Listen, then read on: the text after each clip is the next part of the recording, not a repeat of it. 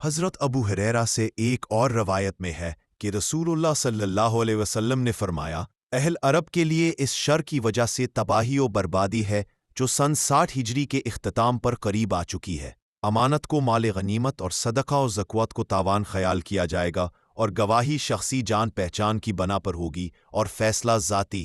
خواہش کی بنا پر ہوگا۔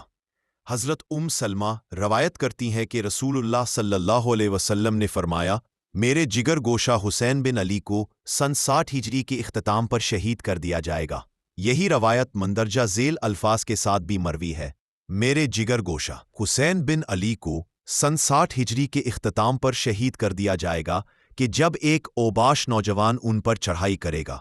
حضور نبی اکرم صلی اللہ علیہ وسلم کی اس پیشین گوئی کے مطابق سن 60 ہجری میں قبیلہ قریش کی شاخ بنو امیہ کا اوباش نوجوان یزید بن معاویہ تخت نشین ہوا، اور 61 ہجری کے ابتدائی 10 دنوں میں سانحہ کربلا پیش آیا، جس کا واضح مطلب یہ ہوا کہ حضور نبی اکرم صلی اللہ علیہ وسلم نے یزید کی حکومت سے پناہ مانگنے کا حکم فرمایا تھا اور بتا دیا تھا کہ یہی وہ شخص ہوگا جو اہل بیت کے خون سے ہاتھ رنگے گا۔ چنانچہ حضور نبی اکرم صلی اللہ علیہ وسلم کے حکم کی پیروی میں حضرت ابو ہریرہ یزید کی نوخیز اور لا ابالی حکومت اور اس کے ظلم و ستم سے بھرپور دور سے پناہ مانگا کرتے تھے۔